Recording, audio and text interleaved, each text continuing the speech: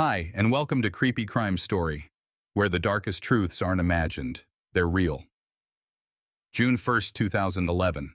A mother of triplets walks out of a divorce meeting in Cape Girardeau and vanishes. By nightfall, her SUV sits abandoned on the interstate, fuel tank dry, keys missing. No footprints, no phone, no Jacques Waller. What looked like an ordinary summer day would mark the beginning of a chilling crime that stunned Missouri. The hours surrounding her disappearance would be replayed again and again by investigators. A routine morning had turned into a missing person case before midnight, and the response began with small, seemingly ordinary details. A sister expecting Jacques for dinner, phone calls unanswered, and the unsettling silence of a woman known for constant contact with her children. Within minutes of Jacques being reported missing, deputies logged the information and coordinated with Missouri State Highway Patrol. This wasn't a case where someone wandered off. Everyone close to her knew she would never leave her triplets behind. The timeline quickly narrowed. She had been last seen alive leaving a divorce attorney's office around midday, then stopping briefly at her estranged husband's house. After that, her movements ceased. By early evening, her family began calling local dispatch, pushing for immediate action.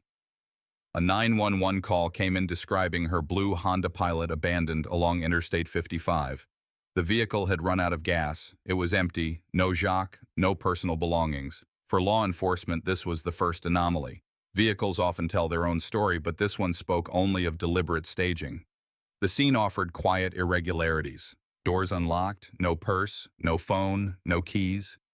Investigators documented these absences as much as they documented the vehicle itself. Negative evidence is often overlooked by the public, but for detectives it can be louder than a visible sign of struggle. Here, the absence of Jacques' essentials, items she never traveled without, spoke volumes. Responders followed procedure. Photographs from multiple angles, tow order executed, vehicle impounded under seal for forensic analysis. The report noted timestamps, the exact mile marker, and the sequence of notifications. Even in the first hours, consistency in the chain of custody was crucial. Family members gave statements the same night. They emphasized Jacques' reliability, her constant contact, and her protective nature with the children. This wasn't a woman prone to disappearing. The pattern of her day-to-day life made the silence glaring. Statements were logged, cross-referenced, and filed with the case number before dawn. What the first responders did not yet have was a body, a crime scene beyond the SUV, or even clear evidence of foul play. What they did have was a growing suspicion, shaped by the data points that were already stacking up. A missing mother, an abandoned vehicle, and a timeline that collapsed into a void after leaving one house. Investigators quietly noted another irregularity. Clay Waller, Jacques' estranged husband, reported she had left his home on foot after an argument. That explanation was entered into the record, but from the start, it conflicted with what everyone else knew about Jacques. She had dinner plans, she had children waiting. And she never showed. The first 24 hours are critical in any missing person investigation. In this case, those hours produced silence, no cell phone activity, no credit card use, no sighting. The vacuum of evidence became evidence in itself. It meant Jacques had not simply left, she had been removed from her routine by something more. For investigators, the task was now clear. Establish a precise timeline, preserve the abandoned SUV as potential primary scene, and begin examining the people closest to Jacques. The question was not just, where is she, but who was the last to see her, and why has everything gone dark since that moment? The opening case file reflects this transition. What started as a call about a stranded vehicle escalated by midnight into a probable crime. Each notation, the 911 call, the family statements, the missing personal items, would later serve as foundational evidence, not improving what happened, but improving what could not have happened. The scene itself was quiet, almost sterile, yet within that absence, investigators saw the shape of something larger. And that shape pointed back not to a stranger, but to Jacques' closest circle. The night Jacques Waller's SUV was secured off Interstate 55, investigators already knew the case was shifting. The missing mother's vehicle was not just abandoned, it was now treated as potential evidence. Within hours, the SUV was sealed, towed, and logged into the chain of custody system. Forensic technicians moved deliberately. Photographs from every angle, mileage documented, the fuel tank noted as dry. The absence of keys and the missing purse were logged with the same weight as a visible trace. In cases like this, investigators are trained to view what is not present as just as important as what is. The Honda Pilot was transported to a controlled facility. There, under fluorescent light and sterile protocols, every surface was examined. Seats were swabbed for trace fibers, the floor mats bagged, and door handles dusted. Negative evidence was striking. No sign of forced entry, no smudges indicating hurried movement, no items left behind that could explain Jacques' disappearance. To an untrained eye, the SUV looked simply stranded. To investigators, the silence of the vehicle suggested deliberate staging. Chain of custody notes detail each handoff, from patrol officers to the tow contractor, from the contractor to the evidence bay, each signature logged with timestamps. This process may appear mundane, but for any future courtroom, it is essential. Evidence compromised in those first hours cannot be reclaimed later. By the following morning, another critical step began. A coroner's team was notified in anticipation that the case was no longer just a missing person. While no body had been recovered in the field, procedure dictated that forensic experts prepare for eventual autopsy and scene correlation. Forensic pathologists reviewed preliminary information: age, health history, height, and weight of the victim. These details create a baseline so that if human remains are located, identification can be fast-tracked. The morgue was quiet, but preparations reflected urgency. Case files carried Jacques' photograph, dental records were requested, and DNA samples from personal belongings were preserved. In many no-body investigations, these early preparations make the difference between an unidentified set of remains and a confirmed homicide victim. Inside the vehicle, preliminary testing revealed no fingerprints out of place. That finding is not as comforting as it sounds. In fact, it raised suspicion. Vehicles used daily often carry a scatter of prints, oils, and smudges. The absence of those everyday traces pointed to wiping or cleaning.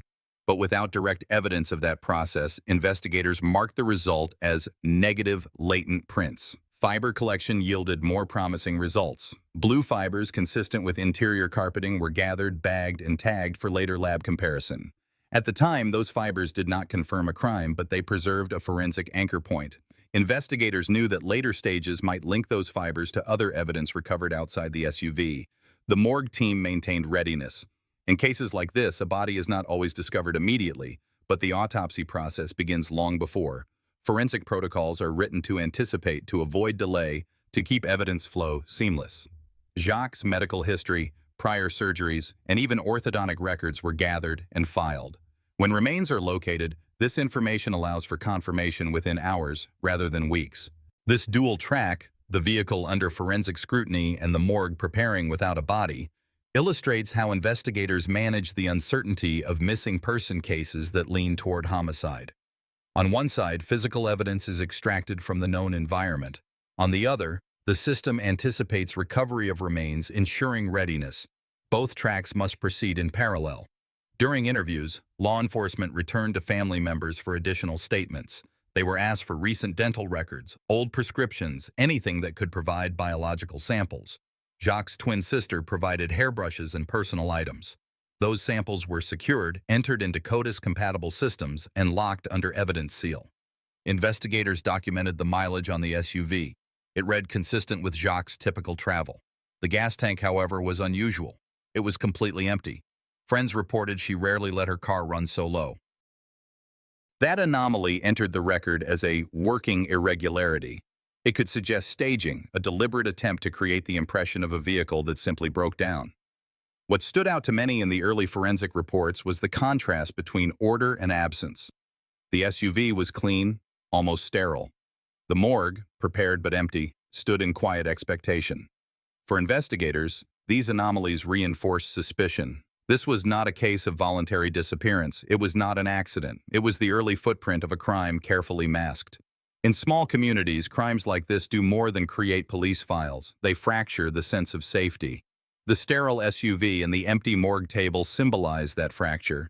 Forensic notes did not use the word staged, but investigators whispered it privately. The alignment of details looked too clean. And sometimes, as one detective later admitted, when everything looks perfect, that is the problem. The case was only beginning. Vehicle evidence was logged, morgue files prepared, DNA secured. What investigators needed next were digital records, financial anomalies, and the kind of electronic trail that no suspect can completely erase. The sterile SUV and the morgue's readiness set the stage, but it was the digital record that gave investigators their first concrete threads. In 2011, phones and computers already served as silent witnesses. If Jacques Waller's life had been abruptly cut off, the absence of her digital activity could confirm it. Analysts began compiling her call history, text records, and financial logs. The pattern was immediate: a sudden, absolute silence after the divorce meeting and the brief stop at her estranged husband's home. Phone logs showed her last call mid-afternoon. After that, no outgoing texts, no inbound replies, no data usage. For a woman constantly communicating with her sisters and friends, this blackout was more than suspicious. Investigators entered it into the record as negative evidence, no activity where there should have been some. This wasn't a case of a battery dying. Service providers confirmed the line went dark deliberately, powered down around the same time her SUV appeared on the interstate. The husband's call history raised its own questions. Analysts saw large gaps, missing connections, and erased entries. It is not unusual for suspects in domestic cases to claim they don't remember times or details. But here, the absence was mechanical, data stripped from the device. Investigators flagged this as preliminary evidence requiring follow-up forensic imaging. Online, something darker surfaced. Posts on the local Topix message board carried threats under pseudonyms. One post read like a warning: she signed her death warrant. Digital forensics traced the IP address. The source lined up with a connection tied to the Waller household. At the time, it was not enough for prosecution, but it was another piece of working evidence, threatening intent broadcast in a public forum, pointing toward the same circle already under scrutiny. Financial logs carried their own clues. Jacques' debit card activity stopped abruptly that afternoon. No gas purchase, no dinner transaction, no ATM withdrawal. She had planned to meet her sister later, and the expectation was she would stop for food or fill the tank. Instead, the balance sat untouched. This absence of movement, recorded in bank servers, mirrored the absence in phone records. Both streams flatlined after the same hour. In missing person cases, investigators often struggle with ambiguity. Did the person leave voluntarily, or were they taken? Here, the data leaned one way. The cutoff was too clean, too absolute. Patterns like this are often associated with homicide investigations, where a victim's ability to move, spend, or call is forcibly ended. The FBI became involved in reviewing the electronic trail. Their role was to verify the origin of the Topix threats and assess whether interstate activity might qualify for federal jurisdiction. Early analysis suggested the threats had not been casual venting. They were deliberate, timed around court filings, and matched language Jacques herself had reported hearing in private arguments. Investigators also examined Clay's financial accounts. While Jacques' were frozen in silence, his reflected purchases that matched the timeline after her disappearance, fuel receipts, routine spending. On paper, these transactions looked ordinary, but when placed against the void in her activity, they formed a contrast that raised questions about who was moving freely and who had been forcibly silenced. Digital evidence has a cold precision that eyewitnesses cannot match. It showed Jacques alive and engaged until the early afternoon. Then nothing. It showed online threats targeting her safety.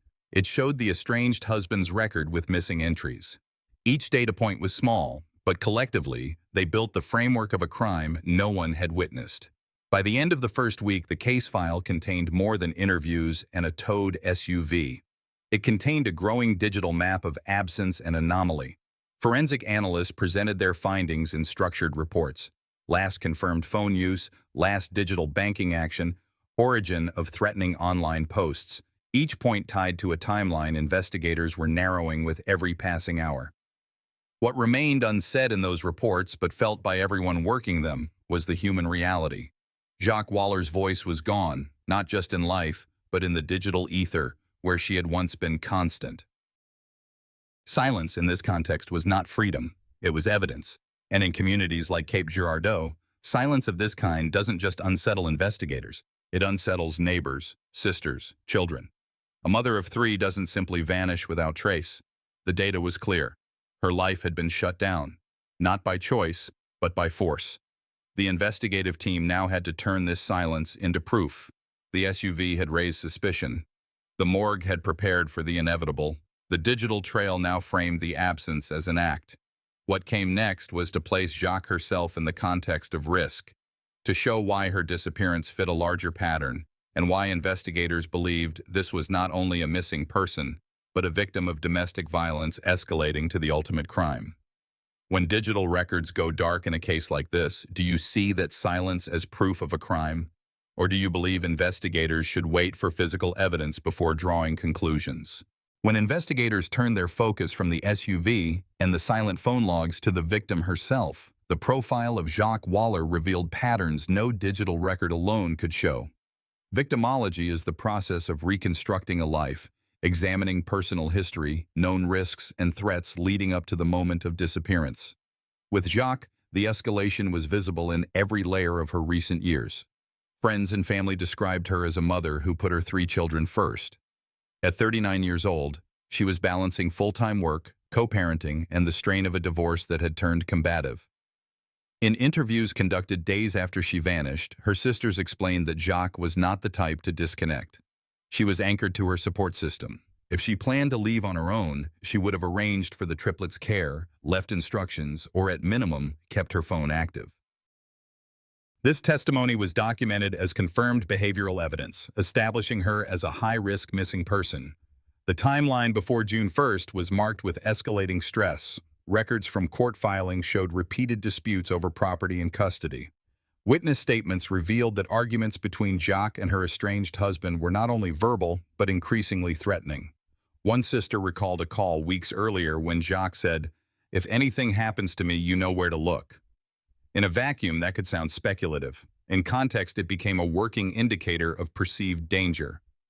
Domestic violence specialists consulted by investigators pointed out the well-documented cycle: control, isolation, escalation, and sometimes fatal violence when a relationship ends. Jacques' situation fit the pattern. She had initiated divorce, she had secured temporary custody, and she was preparing to build a life independent from her husband. Research shows that the period immediately after separation is the highest risk window for intimate partner homicide. This was entered into the case notes not as speculation, but as statistical context. One more reason the silence after June 1st could not be ignored. Financial stressors added pressure. Court records confirmed disputes over mortgage payments and joint accounts. Arguments over money often paralleled the custody fight. Investigators obtained email logs where Jacques sought advice from attorneys on how to protect her assets and her credit. This detail aligned with the digital financial void after her disappearance. The fact that she was actively planning for the future days before she vanished directly countered any suggestion that she left voluntarily. The threat was not just implied in private. Law enforcement learned about the Topix postings only after Jacques' family brought them forward. The language, she signed her death warrant, was specific, ominous, and timed around her court proceedings. In victimology analysis, this was considered a form of stalking, a behavior that places victims in escalating danger. When those threats were cross-referenced with her missing status, the case moved from routine missing person to suspected domestic homicide. Investigators also reviewed prior law enforcement contacts. Records showed earlier domestic disturbance calls, though no arrests had been made. These incidents were classified as preliminary evidence of a volatile household environment. While the earlier reports had not escalated to charges, they demonstrated a history of conflict relevant to assessing risk. The children themselves were another factor. At the time of her disappearance, Jacques had planned to pick up or see the triplets later in the day. She never arrived. For investigators, this detail was central. Mothers with young children rarely abandon them without notice. When viewed in context, the absence of maternal contact became powerful negative evidence supporting the probability of foul play. Family interviews painted a consistent picture. Jacques had been anxious about the divorce but committed to moving forward. She expressed fear, she documented threats, and she relied on her sisters for backup. This consistency strengthened the reliability of their accounts in the eyes of investigators and prosecutors. Each testimony was logged, and collectively, they added weight to the assessment that her disappearance was the outcome of an escalating pattern of domestic abuse rather than random misadventure. By mid-summer 2011, the Victimology file contained structured evidence, protective factors like family bonds, risk factors like ongoing threats, and behavioral anchors showing she had no reason to vanish voluntarily. In true crime investigations, it is these human elements, patterns of fear, patterns of resilience, that point law enforcement toward likely suspects and motives. The human side was undeniable. For the sisters, every unanswered call confirmed what they already feared. For the triplets, the absence of their mother was a silence no forensic record could capture. Investigators balanced this emotional weight with the procedural task: build a case, preserve evidence, and establish that Jacques Waller's disappearance was not random, but the endpoint of escalating domestic violence. In towns like Cape Girardeau, murders aren't just crimes, they tear at the fabric of a community. Everyone knew Jacques. Everyone saw her daily routines. When she vanished, the vacuum was felt not only by her family, but by neighbors, co-workers, and the small Missouri town that suddenly realized this was not a mystery of chance, but a crime rooted in the most intimate betrayal. The next phase for investigators was to convert this victimology into prosecutable theory. They had the SUV, the silent phone, the threatening posts, and the testimony of escalating fear. What remained was to confront the question of charging. When evidence is circumstantial but mounting, when do investigators move from building a file to building a case in court? By the summer of 2011, Jacques Waller's disappearance had shifted from a missing person inquiry to a presumptive homicide. Local detectives knew suspicion alone wasn't enough. Prosecutors needed a theory that could stand in court. With no body recovered, the path forward relied on structuring circumstantial evidence into a legal case. The SUV abandoned on the interstate, Jacques' phone silent, her accounts untouched, each detail pointed toward foul play. Federal investigators joined early, recognizing that aspects of the crime crossed state lines. That jurisdictional detail opened the door to a rarely used statute: interstate domestic violence resulting in death. Prosecutors built their file around three evidentiary pillars.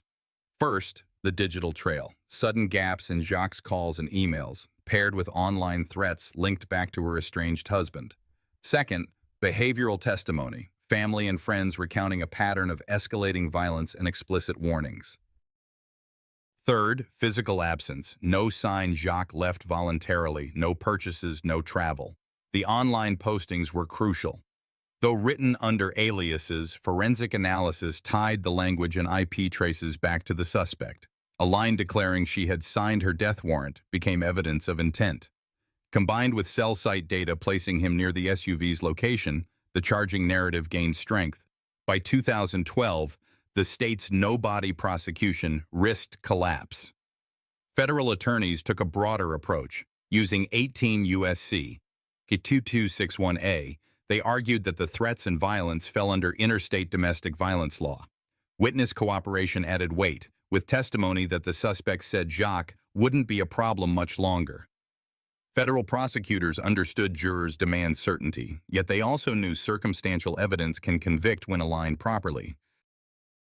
The strategy was to present a structured pattern: a woman with 3 children vanished with no trace against a backdrop of threats and control. Years later, that framework produced results. In 2017, the estranged husband pleaded guilty in federal court. The plea validated the theory painstakingly assembled since 2011. That Jacques' disappearance was not voluntary, but the outcome of a violent crime. The transition from victimology to charging theory marked the turning point.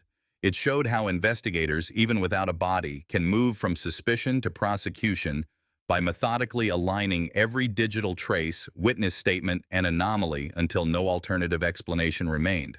By the summer of 2017, Missouri investigators had carried the Waller file for 6 long years. Leads had thinned, but the record showed enough anomalies to keep the inquiry alive. What shifted the trajectory was not a sudden discovery of new physical evidence, but a decision at the federal level to frame this homicide not only as a missing person crime, but as domestic violence that crossed state boundaries. That designation changed everything. It widened jurisdiction, allowed prosecutors to bypass deadlocked state proceedings, and opened a path to federal sentencing. Prosecutors began by reconstructing Clay Waller's movements in the hours before and after Jacques vanished. Bank statements, phone records, and toll receipts were mapped against witness statements. While none on their own confirmed homicide, together they showed intent and a consistent pattern of control. Clay had withdrawn cash shortly before the meeting with Jacques, then made purchases that investigators argued aligned with preparation rather than coincidence. These were not random expenditures. They pointed to logistics, fuel, tools, and supplies used in a narrow time window. In federal court, absence of a body is not an automatic barrier. What mattered was demonstrating that Jacques' disappearance was the direct result of intimate partner violence escalated across state lines. This required careful framing. The team documented prior reports from Jacques' relatives about threats, instances of intimidation, and Clay's history of manipulation. They built the case step by step, showing not only opportunity, but motive deep-rooted in control, resentment, and fear of financial loss. The strategic angle was critical.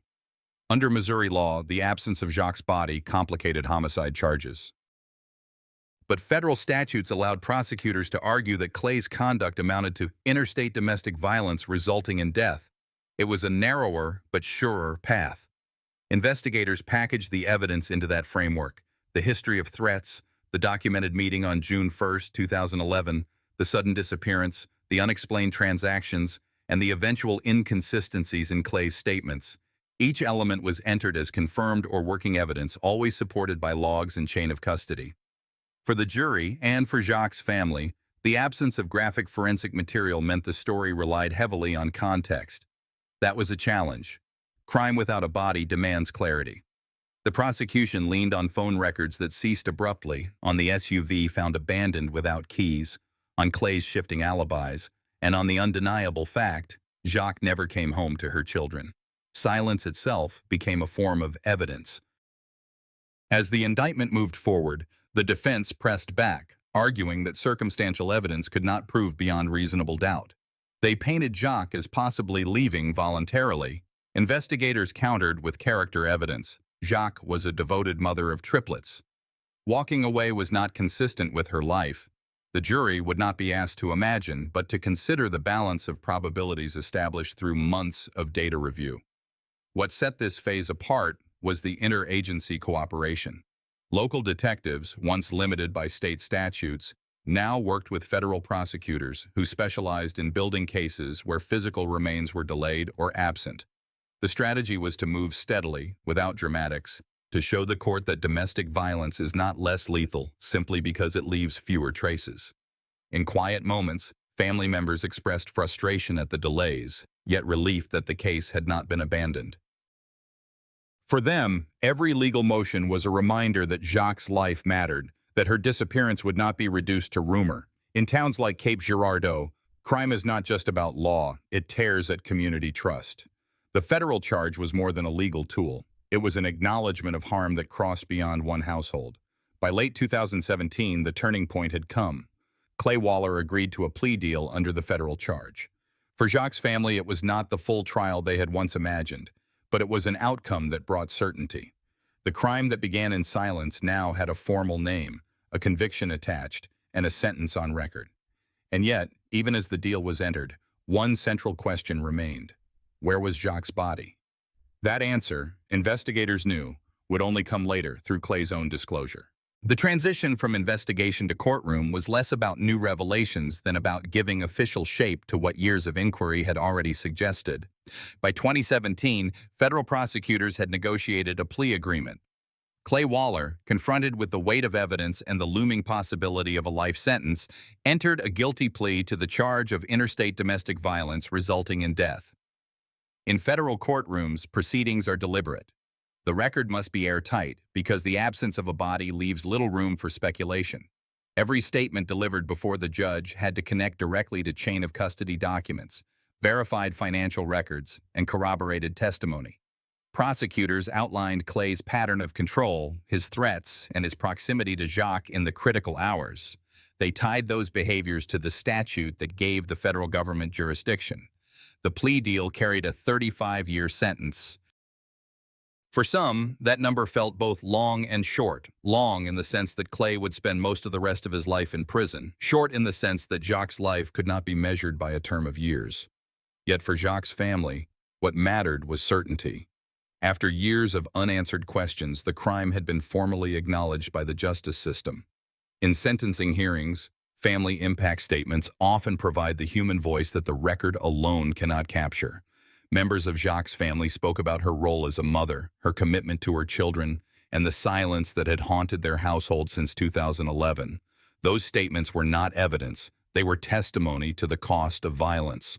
Judges hear many cases, but in this one, the impact was clear. 3 children had lost their mother in an act of intimate partner violence that left scars far beyond Cape Girardeau. The defense's strategy was pragmatic. Having agreed to the plea, they focused on mitigating language, framing Clay's actions as rooted in personal conflict rather than premeditation. But the federal court was not moved. The statute applied because Jacques had been lured to a meeting, her movements ended in silence, and the violence crossed jurisdictions.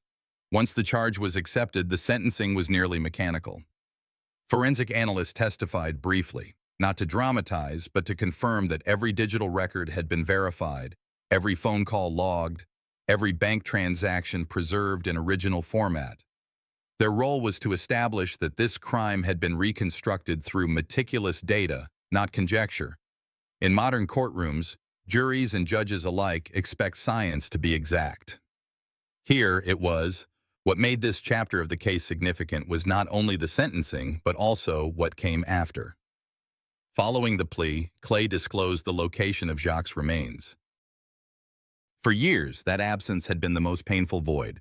When the information finally emerged, it closed the loop on the investigation. The body was recovered, and forensic confirmation allowed the death certificate to state conclusively what the family had already known. The trial phase, brief as it was, highlighted an uncomfortable reality. In many domestic violence crimes, prosecution hinges less on forensic spectacle and more on patterns, behavioral, financial, and relational. Courts may never produce the kind of evidence television dramatizes, but they still deliver justice through accumulation of facts. The Waller case became an example of how persistence, interagency cooperation, and the careful use of federal statutes could break through years of impasse. The public reaction in Cape Girardeau was sobering. Residents who had followed the case from the day Jacques vanished expressed relief, but also unease. A neighbor disappearing without resolution for 6 years leaves a scar on any community. The verdict provided closure, but not comfort. In communities where trust is fragile, crimes like this remind everyone that violence can happen in familiar homes, carried out by familiar people. For Jacques' triplets, the verdict represented a different kind of burden. They would grow up knowing their mother's life ended not by chance, but by deliberate violence. That knowledge shapes identity. Federal prosecutors emphasized that protecting children from repeated trauma was one reason the plea deal moved forward. Prolonged trials, appeals, and uncertainty would only reopen wounds. A firm 35-year sentence meant stability, even if incomplete. Observers sometimes ask why prosecutors accept plea agreements in homicide cases. The Waller prosecution demonstrates the balance: certainty over risk, closure over delay. With no trial spectacle, there were fewer opportunities for contradictions, fewer avenues for appeal. The community got resolution, the family got acknowledgement, the record showed accountability. By 2018, Clay Waller had been formally sentenced. 35 years in federal custody meant he would be in his 70s before release was even possible. For Jacques' family, that timeline did not erase loss, but it affirmed consequence. The legal system had named the crime, traced the evidence, and entered judgment. The broader message, repeated quietly by investigators and advocates alike, was that domestic violence is not a private matter. Left unchecked, it escalates to silence, disappearance, and death. The Waller case stood as proof that the justice system, though slow, can respond decisively when persistence meets law. As the courtroom emptied after sentencing, the file that had consumed 6 years of labor shifted from active to resolved. Yet for those who knew Jacques, the meaning of resolution was complicated. The verdict delivered justice, but not restoration. What remains is memory, preserved in testimony, photographs, and the acknowledgement that behind every statistic is a life once fully lived.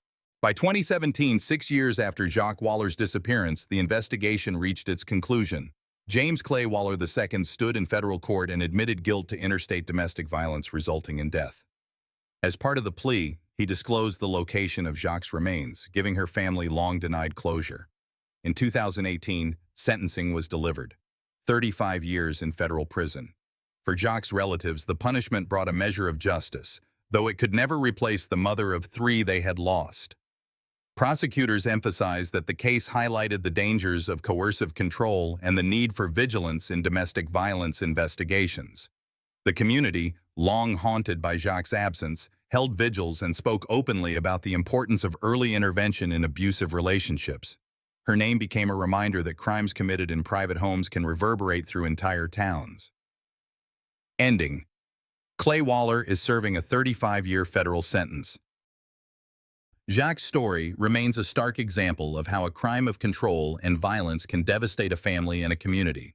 Telling Jacques' story has reminded me of something we all need to face honestly. Violence at home isn't just a private matter, it's a warning sign that can destroy lives if ignored. In sharing this case, I hope you take away not only the pain of what happened, but also the strength of a community that refused to give up until justice was served.